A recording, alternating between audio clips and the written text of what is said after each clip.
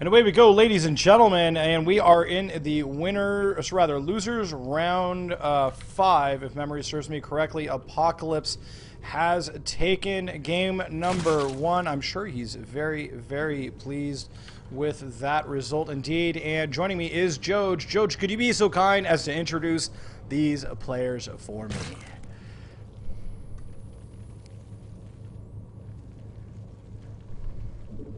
All right, so it looks like Joach is not unmuted his microphone just quite yet, and I'll introduce the players. Hey, there we go. It's all good. That was a really long break, admittedly, so I wouldn't blame you for muting that. You know, it happens, right? So, sorry. Let's try this again, ladies and gentlemen. Rewind. So, ladies and gentlemen, here's Joach. Joach, could you be so kind as to introduce these players for me? I could, and this time my mic's not muted. So, in the top right-hand position of this map, which is Derelict Watcher, there is Barcode, also known as Moonglade, playing for Team NB. And in the bottom left-hand position is Quantix Apocalypse. And as we understand it, Apocalypse up 1 game in this series, but I'm not too sure what exactly happened in that game to give him that advantage. Yeah, it's rather unfortunate. We have not gotten a whole lot of details. We literally just summoned into the game and then we got going. As I mentioned previously on the stream, there was a bit of a hiccup, some communication / technical issues, and as a result of that, we missed out on game number 1. That being said, it's been resolved for game number 2 and 3. We are bringing those to you. Game number 1 being the Apocalypse, obviously being the victor. Fairly short game because the game would have started at 6 o'clock, and when 6 o'clock local Pacific, and we were added to this game 15 minutes later. So it was a fairly short game, obviously, as I'm sure you can tell. And looks like a CC first out of Apocalypse. I like this. It's a very standard opener now in TVZ, and I do enjoy it a great deal. I think it is beneficial. It does. Some would say it's cocky, but it is the current metagame. It's the current standard for opening up. It doesn't really delay the barracks all that much. What are your thoughts from the Zerg side of the field? Yeah, CC first is really good. You have to, in order to really punish a CC first, you kind of have to 6 pool. A 10 pool won't really cut it. You can just wall off with, like, if you CC first on the high ground, you can wall off and you'll be okay, and you'll come out at the very least even. So in order to really punish the CC first, you have to 6 pool, and that's fairly uncommon. But on the Zerg side of things, on this map, Moonglade is hatch firsted, gone for gas and then pool, and he's retasked his overlords rather than going directly for his opponent's bases. He was looking for proxies with one of his overlords, and so he just wanted to play a little bit safe, make sure nothing silly happened, and get into the mid game comfortably. And that's totally fine. That's what I would expect from Moonglade. Moonglade is a very talented player, and I'm sure he feels very confident and wants to get to the mid game where his strengths lie. Yep, and that command center is finished up obviously quite quickly. It is turning into orbital command and a bunker going down front just to provide some additional support for the Marines that are obviously coming out and will load inside once it is completed. That being said, some scouting Zerglings are heading out. They're very, very slow. That being said, Metabolic Boost has been started, and has he pulled any workers off gas? Yes, he did pull the workers off of gas. I should just note that as well. And additionally, those Zerglings are working their way across the map. There is a Queen in production as well, and it looks like a bit of a supply depot wall as well getting started for Apocalypse. So Moonglade having a quick poke up the ramp, not liking what he's seeing, and Apocalypse going to drop down that orbital command, and hopefully he's already called down the mule that was there. You can see the 2 mules in the mineral line here. So he's going to continue on with his production. Yeah, Apocalypse going in for a Rax reactor in the factory, so that's a very common opening. And then off of 1 gas, he's getting his 3rd command center. Moonglade is not doing anything particularly odd. He's just droning and droning and droning. He's pulled guys off of gas to probably be taking his 3rd here pretty quickly. And he's also added a 3rd team for pretty spread. That's what I like to see. Keep spread is very important, especially in GVZ, and getting started early is critical, really, in order to be able to hold quite a few Terran pushes. So I like that a lot. No, absolutely. And let's just go over Derelict Watcher. The thing about this map is the very open spaces in the center of the map. As I'm just highlighting right now as I go around, you can see that everything is very, very much exposed. And this favors Zerg a great deal, especially the fast-moving swarming units like Zerglings and like Mutalisks. They basically can catch units out in the open. There's really nowhere that they can run there to be safe. We do have a Moonglade Overlord running its way through the main, trying to get some scouting information. Is it going to be able to see the ghasts before it dies? No, it does not. But it's unfortunate that he's not able to catch that. It would give him an idea of the tech level that his opponent is going for. However, we do have a couple of more barracks going down, so it looks like a bit of a bio play out of Apocalypse.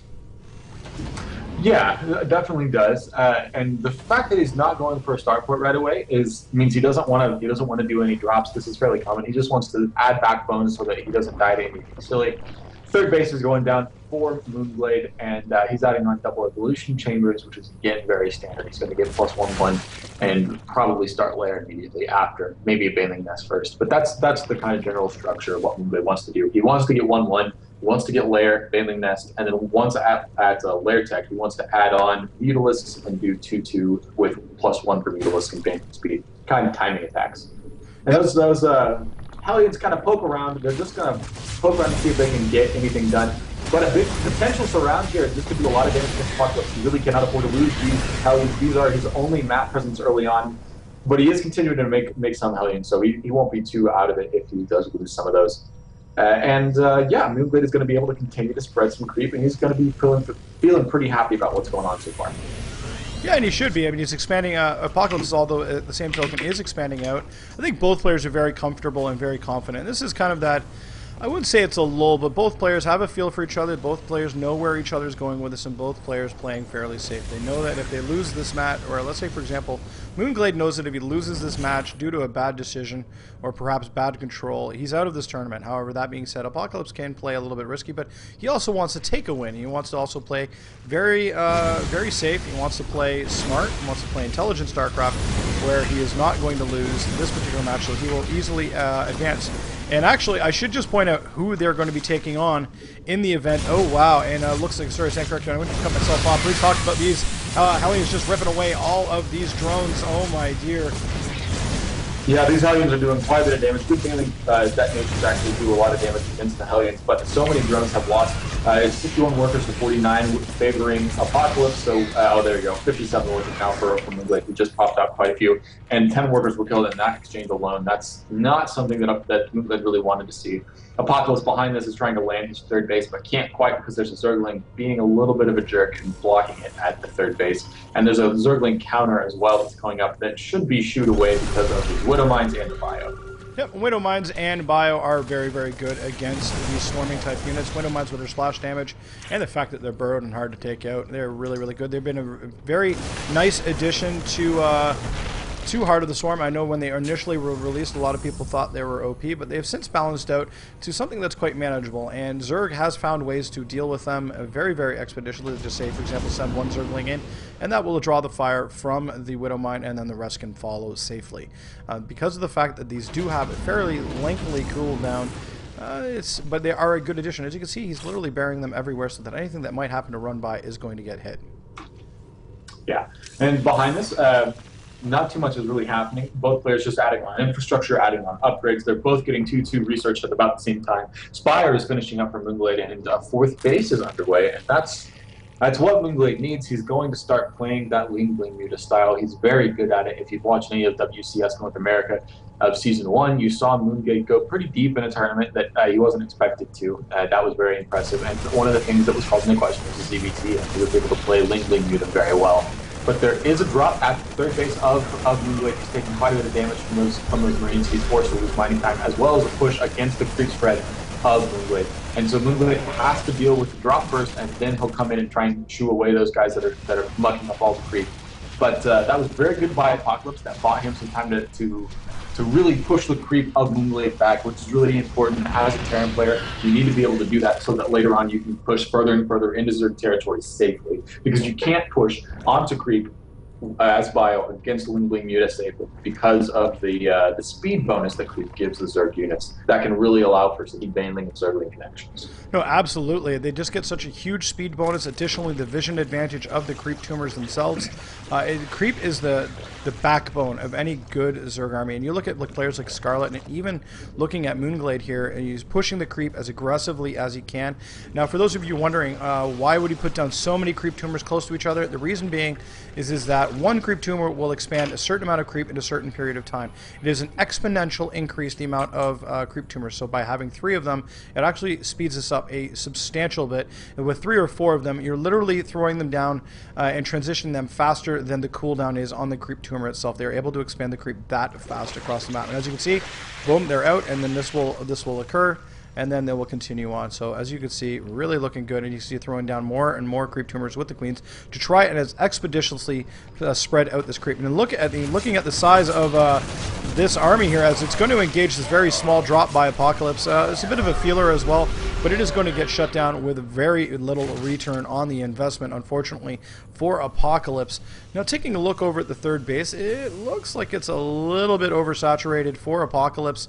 You can see him grabbing another command center so that he can expand on out. Where he's going to go, I think he's going to go up to this location here, judging by the fact that he's positioned this over on the third base. But he does have a force of Marines just outside and off the creep. As you can see, he's literally tap dancing on the edge, and oh, that is a good-sized hit of Banelings against that force, and it got literally annihilated except for the 8 passengers of this medevac. Yeah, and during that big engagement at the front of the creep of Moonglade, the fourth base unfortunately got sniped for him by Apocalypse with a very nice push. Apocalypse is pushing and moving in 2 directions at once. He's never just doing something very one-dimensional. He's either dropping the third while pushing the fourth, or dropping the third and clearing a creep. It's very nice. I really love seeing that play today, and that's exactly how training to play. Another drop at the third is happening and getting cleaned up, while another snipe on the fourth. The fourth got sniped mid-build. No cancel. That did not go the way that Moonglade wanted it to. He needs to be very careful of that. Moonglade is a little bit taxed. He's spreading creep. He's trying to keep up with the drops, but he also needs to make very sure that he splits up his army so that he can hold the fourth base and not let that get sniped. On Apocalypse side of the map, though, he's moving to take the fourth bottom center that's nestled up, the bottom center expansion that's nestled up against the main base of Apocalypse. He's gearing up to take that base, and that will lend Apocalypse a pretty good launching point for a lot of drops, a lot of aggression against the third base of Moonglade.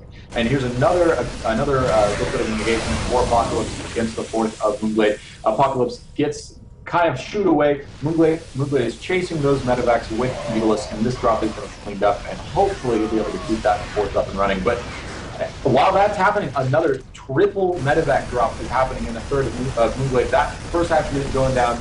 There's enough Marines here that he could probably stay around for quite a while, but now he picks up, he gets out of there, and that's still very worth it for Apocalypse. Apocalypse is feeling very pleased with himself. Well, absolutely. He's been out-dropping Moonglade time and time again. He took out that fourth base hatch 3 times in a row, 2 of them while they're in production, so many minerals expended on just trying to get this hatch up and running. It's still not even up. You can see Apocalypse very much in control. He's expanded out. He's taken his fourth base. He's feeling very good about it.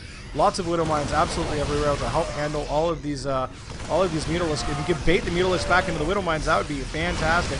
It doesn't look like that Moonglade really wants to bite and hook, line, and sinker onto that hook. So as a result of that, he's going to actually withdraw all the way back, and Apocalypse just doing a great job holding everything together. Let's just take a look at the economy.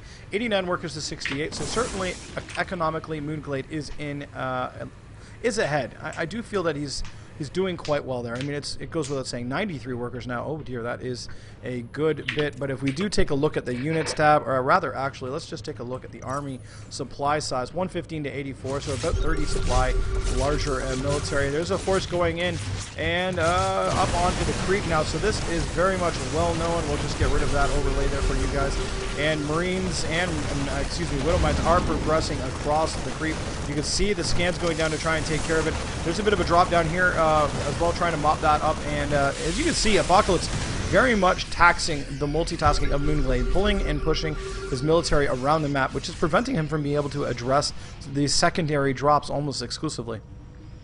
Yeah, Moonglade is doing a very good job limiting. Apocalypse is doing a very good job limiting Moonglade, and Moonglade needs to be very careful with those Mutalisks. He cannot run into those Widow Mines. This could do so much damage.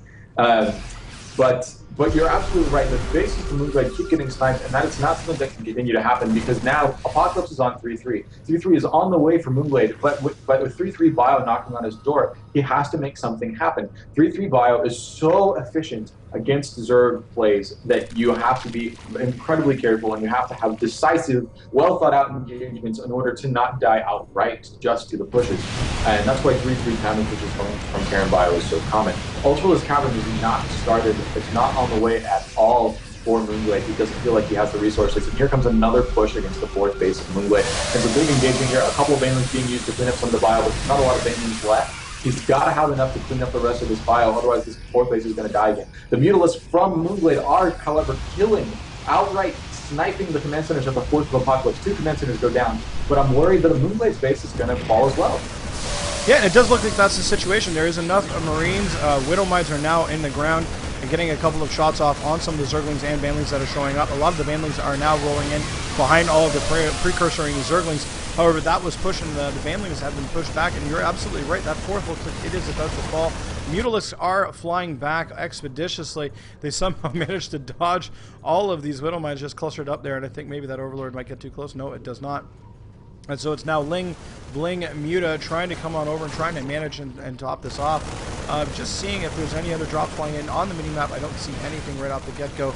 And you can see there's a drop going on up in the main, just a transition from the low ground to the high ground. And unfortunately not enough. Again, a scan trying to take over the creep. And wow, some decent hits of the Banelings. Used an awful lot of Banelings, but at the end of the day, mop that up, and so that force is completely... Oh no! Oh! Careful. And he does have an Overseer, and there's a shot going to go off. Okay, a shot does go off, and unfortunately the Overseers, well, rather fortunately, the Overseers are tanking the damage. There's a good number of Mutalisks, but as you can see, they are somewhat damaged, but they will heal up. They do heal very, very quickly. And there's a swarm of drones, long-distance mining from the right-hand side, as well as Lings as well. And it looks like it's time to return the favor. And indeed, these Widow Mines are now starting to not be able to get the connections because of the fact that the Mutalisk ball is big enough that they can, for the most part, almost one-shot them. And a nice Contaminate on that orbital command to slow down things quite a bit. As you can see down in the bottom right corner, still accrues energy, but cannot produce anything. And it can still be repaired, but it cannot produce SCVs during that. And you can just see that Moonglade is trying as much as he can to try and affect the economy of his opponent, try to return the favor as he can, but at the same token, not really able to do that. It looks like Apocalypse has got good control of his forces. You can see him transitioning his Marines as well as a couple of Thors to supplement, and down into the bottom right-hand corner to head off this Zergling military that's moving on. And Banelings as well. Looks like they're going to crash on in, and yep, for the most part, it does get mopped up. Floors are also in there. There is a pile of Mutalisks that do get a fairly good map spot over top of the one, and they're doing a great job taking care of them. One of the floors does get picked up by the medevac and does drop him up, and it looks like a bit of play here with the Thor and the medevac to try and keep him alive, and the Thor does ultimately survive as the Marines reinforcements do show up and push away the Mutalisks up into the northern side of the map. Yeah, that was a really tense moment for both sides. That could have gone either way. If Apocalypse didn't have his forces stand up and coming back up the Thors, he could have lost a lot of SCVs. However, Moonglade does not have enough units. He's got 16 Zerglings and 25 Mutalisks, and that's it. This orbital command that's going to be landing at the now 5th of Apocalypse, that's going to be a great launching point for attacks against one of the bases of Moonglade. They're so close together that I expect that to die almost instantly. And Moonglade needs to get something done. He's going to fly around with his Mutalisks, maybe pressure on a third, but he's got to make sure that his bases don't die. He needs Banelings. He needs his Mutalisks in the fight. Infestors, anything that can do some AoE damage to help take care of these Mutalisks, or to help take care of these Marines so that they don't kill the Mutalisks, that would be very helpful for him. No, absolutely. Marines starting to engage, trying to split from the Banelings, and it looks like he's actually doing a pretty darn good job of keeping them away from the Banes. A good number of the Marines do survive, and they're going to continue to work away on that 5th base location on the bottom right-hand corner of the map. And nope, they're going to actually get swarmed up here, and now it's time to return the favor, and Mutalisks are going to start working away on the command center, and there is nothing here to really shelter this from death. The SCVs are trying to repair it. Marines do show up and start working on defending. Mutalisks are falling out of the sky as they try to take this thing out, but it's not going to happen. Apocalypse certainly is going to ensure that that does not occur. I should also note that chitinous planning is literally about a couple seconds away from completing, about 10 seconds away from completing. We do have a couple of Ultralisks on the way. It looks like that's what the transition is going to be. It's going to take the upgrades of the Zerglings and a good couple of splashes here from some Banes as well, trying to keep things together. And it looks like it's going to be a complete evacuation of units as Moonglade withdraws all of his drones out of that 5th base location. Yeah, and now Moonglade is trying to come back from this. He's lost a lot of bases in this game. He's trying to re-expand to the top middle now, where his other bases are, which is going to be farther away from Apocalypse's other bases. So those will be a little bit safer for him in the long run. There's a drop at the third with actually all bases kind of blocked by clean stuff. That's good. But that does get cleaned up without too many losses there. And right now, this game is fairly even. Moonglade has been playing very well despite all of the drops, despite all of the damage that was happening to him. He was able to stay in the game by his great economy and his great macro. He kept making units and making units and making units, and having more when Apocalypse was like, well, I feel like I've broken you, but there's more Zerglings and there's more Banelings. And now that he's got Ultralisks, I'm interested to see if Moonglade's cost-efficient engagements will be able to actually swing the game in his favor rather than just keeping it even. The Ultralisks are really very important in order to keep this game going for him. And actually, there's another 4 Hellbat drop happening at the third of Moonglade. It's going to get cleaned up by these Eagles, by these Banelings and Ultralisks. But he's got to be really careful. He needs to have static defense at these bases if he's going to be aggressive with the Mutalisks. Otherwise, he's going to take too much loss. And that really is, I think, the problem that Moonglade's been having all game long. Yeah, absolutely. These drops have been constant and progressive. And basically, they've been able to shut down every base that goes down. They kill down the base, and oh my goodness, 33 health left on this hatch, and it survived. And there is still the medevac. It is not moving anywhere for whatever reason or other. It hasn't been given a command, but it has been afterburnered out of there, or at least it appears to be. And it looks like there's another drop here, or rather this drop is just fleeing out of there. It is rescued by these Marines here in front of the 5th base. But like you're saying, this has been constant. Apocalypse has been able to basically shut down base after base after base. But that being said, Moonglade's macro is still really, really good. It's an unbelievably close game. It's really all about engagement, and we do have a good number of Ultralisks. And this is going to pick off a good number of units here with very good returns here for Moonglade. Yeah, and his Ultralisks are showing a bunch of stories. He's got Ultraling, Yuta attacking into the completely split up army of Apocalypse. Here are the good engagements that Moonglade needed in order to make happen. He's going to be sniping a ton of these medevacs. His Ultralisks are going to work on the Terran bio. And this, yeah, here we go. Apocalypse drops below 100 supply, and Moonglade's late game DPT is really, really good, and you're seeing it right now. Oh yeah, this is unbelievable as these Ultralisks are just going to town. Looking at the supply just in the top right hand corner, 186 to 82. I cannot fathom how Apocalypse is going to come out of this, and you can just see how Moonglade's like, nope, we're going to kill everything. This is how it's going to be. We're going to destroy as much as humanly possible. And you can see the new physics package that went into play about a month and a half, 2 months ago, and all the little bits flying all over the place. And you can see literally just taking care of everything. He does not want any chance for Apocalypse to be able to continue on with this game. He is eliminating every source of income possible before he proceeds to for the cutting edge blow that's going to be killing off Apocalypse in the very near future. Yeah, and yeah, this is looking really bad for Apocalypse. He's got one more force of units. It's 129 army supply versus 80. Apocalypse says, I don't want to quit yet. I know I'm behind. I don't want to quit yet until I give this one last column to die, you know. So he's going to push out on the creep, he's going to be clearing up some creep, and he's going to try and expand to that 4th base front by just lifting the CC from his main. And I feel like as soon as Moonglade kind of gets a whiff of what's going on, he's going to attack, and that's going to be it. But for the time being, Moonglade is in transition and doesn't really feel the need to. He's just going to stay on the comp he's got and bust down Apocalypse. Oh, absolutely. Apocalypse is transitioning down his military to the 3rd base, well, rather the 4th base location, which is horribly mined out for the most part. His 3rd is completely gone. His natural is dead too, and the forces of Moonglade are moving their way down. It looks like he's trying to find out where they're at. He does now know the. Unfortunately, loses a lot of mutas to some Thor action as well, some Marines. However, that I don't think is going to be enough because there's now infestors mixed in here as well. And once a couple of fungals go down on top of this military, they're going to be positioned in such a way that these Ultralisks will basically be able to go to town. But as you see, he's splitting up his military. Apocalypse is I don't know, it's very interesting. He splits it up and he's rejoining as well. I think maybe there's going to be a bit of a fight there. Yep, Fungal's going down, holding everything in place so that all the veins can make their connections. Ultralisks ripping everything apart. Apocalypse's military is literally dying as we watch. It's unbelievable. Ultralisks so good against late game bio. And as you can see, going to go in and try and take care of some more SCVs. Marines are going to actually try and engage. And that was a big GG from Apocalypse. Unbelievably good game for game number 2. Yeah, I really liked that. That was very interesting. I thought Moonglade was kind of going to be down and out several times in that game, and I know that he's already down one match in this series, and that would have been it. Moonglade would have been in a lot of trouble, but he does pull it back. His late game army control and even his mid game army control is so good, and I really feel like that's what pulled him back from the edge. Yeah, I think with this particular game, we've got basically a situation where Apocalypse, he played well. I imagine he played well in the first game. He obviously won it. Moonglade taking back game number 2, so we're now going into game number 3. I'm pretty excited.